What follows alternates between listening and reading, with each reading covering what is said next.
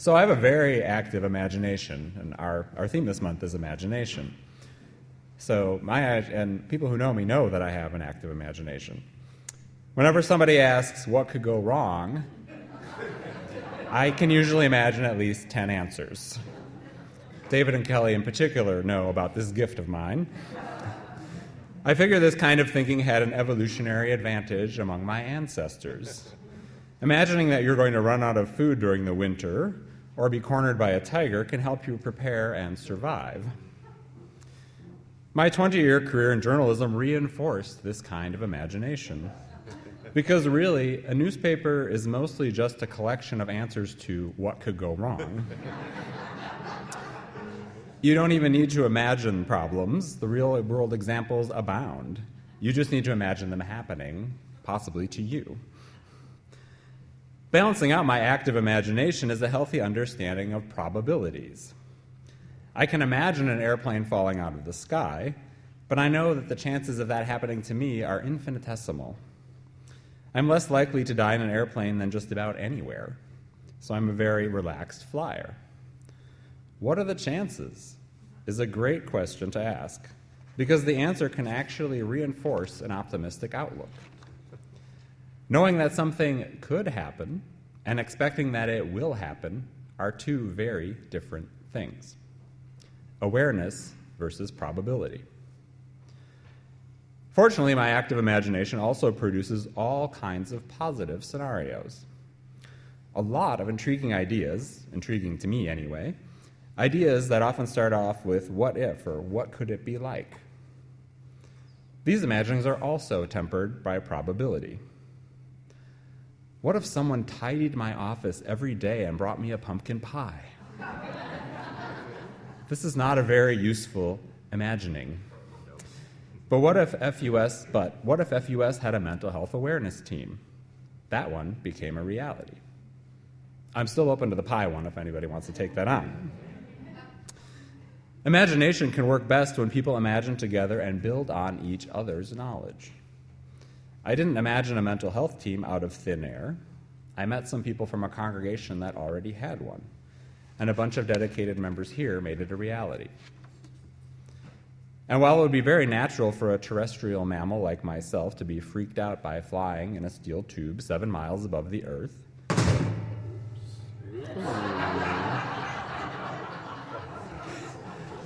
what could go wrong? Right?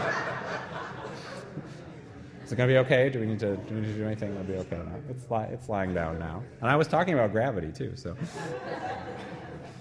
To be free, it would be natural for me to be freaked out by flying, but other humans have done the math. Their knowledge is how I conclude that I will be fine. Even so, when we work together, things can still go awry when we imagine or when we don't. Groupthink can be dangerous and lend a feeling of credibility to imaginary threats. The idea that Americans should fear immigrants as criminals, for example, has had significant traction, despite all evidence. And I think many of us might remember the federal report that said the largest failure in preventing the 9/11 attacks was a failure of imagination. A collective failure to believe that such a thing could happen, that hatred could run so strong. We might say the same thing about the outcome of the last presidential election, that there was a failure of imagination about what could happen, how authoritarianism could flare up and thrive. We are now living amid a new daily collection of things gone wrong, with politics, with guns, with the environment. The hatred runs strong, and sometimes it can be hard to imagine how we'll get through. It can be tempting to tune out, to turn off our imaginations, to forget that there's such a thing as a good surprise amid the relentlessness of the bad ones. But good surprises do still happen, good things that we may have failed to imagine. One such thing happened just yesterday, to me and to lots of other people, and to actually maybe you. I never in my life imagined that I would ever watch any portion of a royal wedding. The British monarchy exists because of atrocious colonialism and white supremacy, and I view it as largely an anachronistic distraction and a diversion of resources. But yesterday, my minister friends and other people on Facebook were all saying, whoa, check out the sermon from Prince Harry's wedding. So I did. I do weddings. I have, things to learn. The preacher was the Reverend Michael Curry, an African-American who serves as the presiding bishop of the Episcopal Church in the whole United States. Talk about speaking truth to power. Did anybody watch this? Yeah. He quoted Martin Luther King to what, until yesterday, was the world's whitest family. He mentioned slavery to the descendants of slave traders. He mentioned sanctuary in the country of Brexit. He decried poverty in front of some of the richest people on earth at a wedding.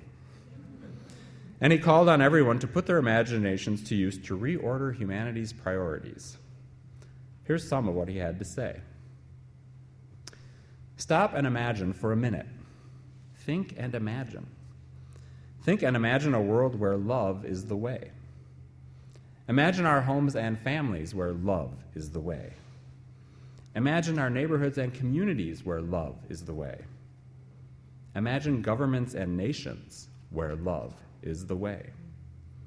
Imagine business and commerce when love is the way. Imagine this tired old world when love is the way.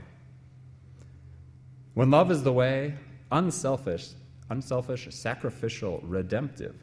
When love is the way, then no child will go to bed hungry in this world ever again. When love is the way, we will let justice roll down like a mighty stream, and righteousness like an ever-flowing brook. When love is the way, poverty would become history. When love is the way, the earth will be a sanctuary. When love is the way, we will lay our swords and shields down by the riverside to study war no more. Now, I have discovered that the discourse of many humanists tends to steer clear of the concept of love. Maybe it's because love is powerful but hard to fit in the boxes of science. Maybe it's because love can be a major disruptor of reason. Maybe it's because there are bumper stickers that say God is love, and some humanists don't want anyone to think they're talking about God. I even looked in the humanist manifestos. Love is not mentioned in the third one. It's mentioned in the first two. It disappeared by the third and became a more distant compassion. I'm poking gentle fun at my fellow humanists here for our aversion to certain words, but my point is that if we think about what Bishop Curry had to say, and we think of love as human flourishing, or compassion, or simply as human goodness, there is a lot to embrace in this world he asks us to imagine. Lofty? Yes. Idealistic? Yes. Impossible to fully achieve in our lifetime or many lifetimes, most likely. But lifting our ideals above the greed, hatred, and exclusion that are in ascendance and are taking over large areas of our world, lifting these ideals up reminds us that there are other ways, better ways, ways worth speaking up and fighting for. And that bishop provided a bold and groundbreaking example. What are the chances? What are the chances of righting the listing ship of humanity? Slim as they may seem, they're worse if we don't ask, what could it be like? And point our lives in the direction of the good, working to bring about the world we want to see. We owe it to ourselves, to our fellow human beings, and to our children, to imagine and to try.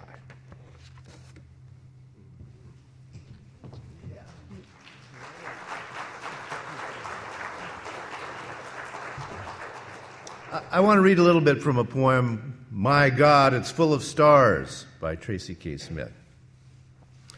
We like to think of it as parallel to what we know, only bigger. One man against the authorities, or one man against a city of zombies. One man who is not, in fact, a man, sent to understand the caravan of men now chasing him like red ants let loose down the pants of America. Man on the run, man with a ship to catch, a payload to drop. This message going out to all space, though maybe it's more like life below the sea, silent, buoyant, bizarrely benign, relics of an outmoded design. Some like to imagine a cosmic mother watching through a spray of stars, mouthing, "Yes, yes," as we toddle toward the light, biting her lip if we teeter at some ledge, longing to sweep us to her breast. She hopes for the best, while the father storms through adjacent rooms, ranting with the force of kingdom come, not caring anymore what might snap in its jaw. Sometimes what I see is a library in a rural community. All the tall shelves in a big open room, and the pencils in a cup at circulation, gnawed by the whole population. The books have lived here all along, belonging for weeks at a time to one or another in a brief sequence of family names, speaking at night mostly to a face, to a pair of eyes, the most remarkable lies.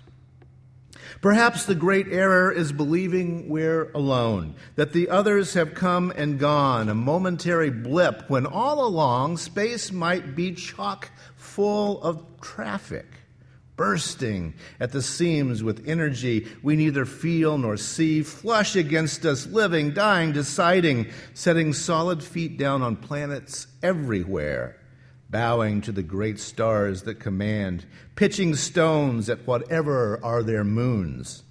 They live wondering if they are the only ones, knowing only the wish to know and the great black distances they flicker in. Maybe the dead know, their eyes widening at last, seeing the high beams of 1,000,000 galaxies flick on at twilight, hearing the engines flare, the horns not letting up, the frenzy of being.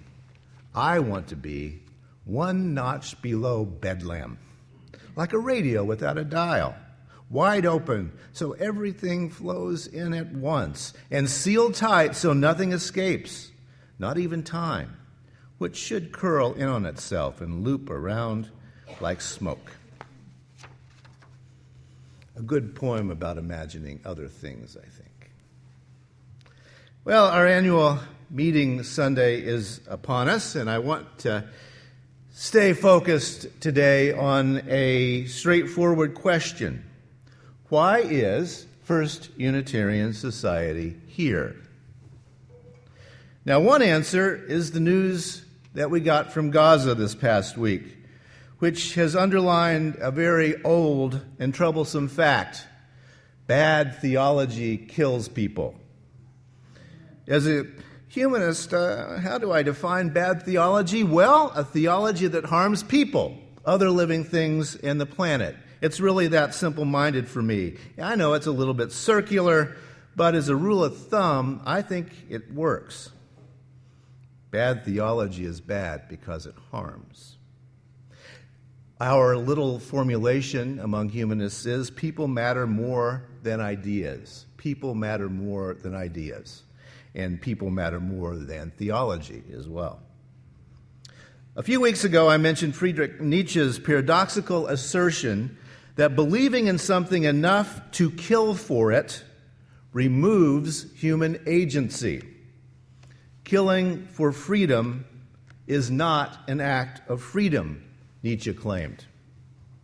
Now, I know that's a radical and paradoxical notion, but it is worth thinking a little bit about.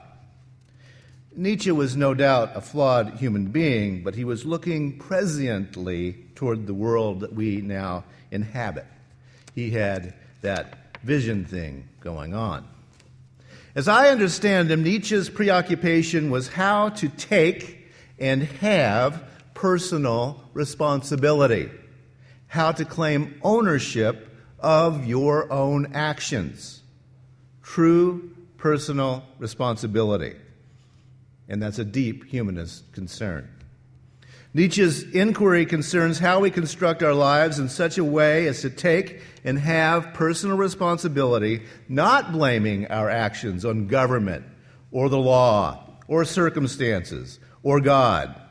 How do we live and act in the world without weaseling out? Another of his ideas worth pondering in our time is this concept of what truth actually is. He wrote, and I should mention, maybe you've forgotten your 8th grade English class at the moment, metonymy, the word metonymy means, it's a figure of speech for like the White House says, right? So the White House, it just pops and creaks a little bit. It doesn't say anything. Okay, that's a metonymy. But Nietzsche wrote this: what then is truth?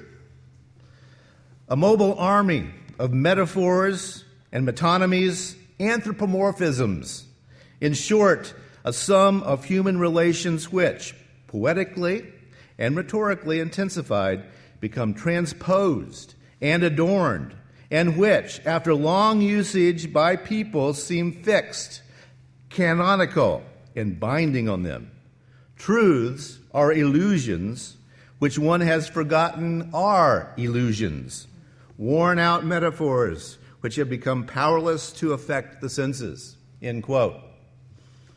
Truths are illusions which one has forgotten are illusions, worn-out metaphors which have become powerless to affect the senses. Nietzsche might have added that we people and the societies we invent also become powerless before these worn-out metaphors, metonymies, and anthropomorphisms. As a matter of fact, these calcified thoughts become our gods, our systems of oppression, and our justifications for law and order and murder. Particular gods giving particular bits of real estate to a particular people. Seriously?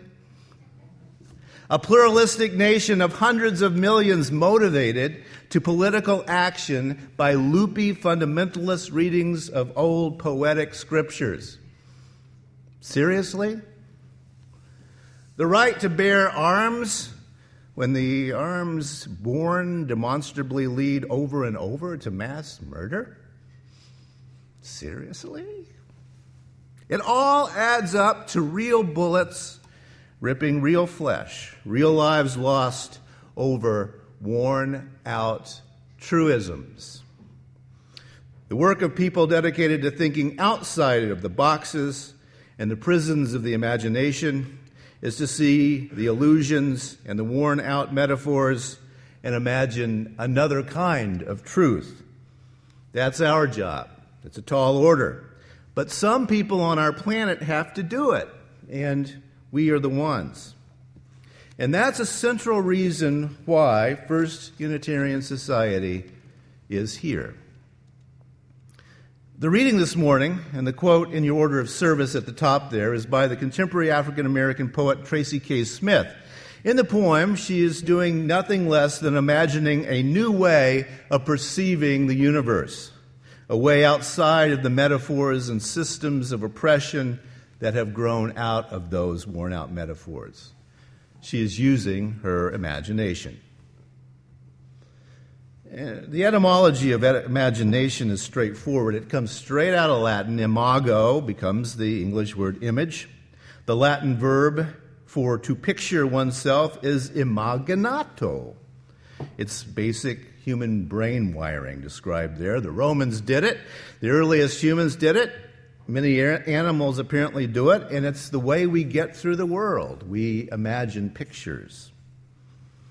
But we mean more by the word than merely making up mental images. After all, we can, as last week's lay speaker, Perrin Klump, pointed out, picture a red flower in a pot. We can imagine that. No problem. The question is what we do with the images we create. Can we imagine the 10 dimensions posited by string theory? How about the expanse of cosmic time? How about a world in which people take responsibility for their own actions? Those are examples of picture-taking taken to a slightly higher level. Then there's the vision thing. We must envision. We must visualize a better world. As I mentioned a few Sundays back, wrapping up my 5th year here at the Society, we have been realizing that we've pretty well completed the tasks that the strategic plan set out about 6 years ago, about a year before I came. We have made those imaginings real. Now, we got to admit that one problem with dreams, those images, is that once you achieve them, they don't work out exactly like you thought they were. What were we thinking? What's a congregation for? Again, why are we here? What's it supposed to be doing in the world? My conviction is that it has something to do with thinking outside of those old, dead metaphors and putting that into action. When we have our 137th annual meeting after Assembly today, we will be thinking again, why are we here and what are we doing?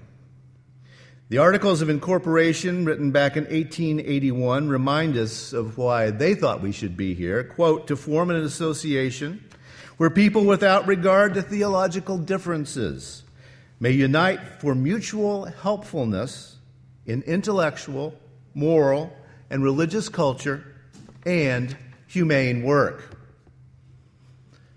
Without regard to theological differences. Uniting for the purpose of mutual helpfulness to intellectual, moral, and religious culture and humane work. You know, the term social justice wasn't a thing back in 1881. If they were writing that today, I think they would say to form an association where people of whatever theological or philosophical position may unite for mutual support in intellectual, moral, and religious culture, and to smash all systems of oppression, or something like that. As I've said several times from this podium over the last 5 years, rationality ought to be assumed. We stand for reason, but we must move beyond that rather sterile stand to one of an embodied humanism, the love that Jim talked about a few moments ago. Here's what I want to be happening here on a Sunday morning, if you want to see my imagination of it. I want us to get here and somehow get out of all the lists and details of life and into a space where we are actually here together. What should we be doing here? We should be clarifying our values, our deepest moral commitments, by sharing and considering the many sides of any issue that's worth calling an issue. Again, we should be thinking things that can't be thought up on a Russian troll farm. We should be reimagining the metaphors. Then, having considered our grounding and our meaning and our purpose from many angles, we should leave here refreshed and driven by our values and our purposes to save the world. I think that's the basic formula for a good assembly. What stands in our way of that? Well, a couple of easies I'll mention. It's easy to sit around and admire our problems. All organizations do it. You sit around and admire your problems. Oh, that is a big problem. Man, that is a huge problem. We have big problems. It's easy to admire your problems.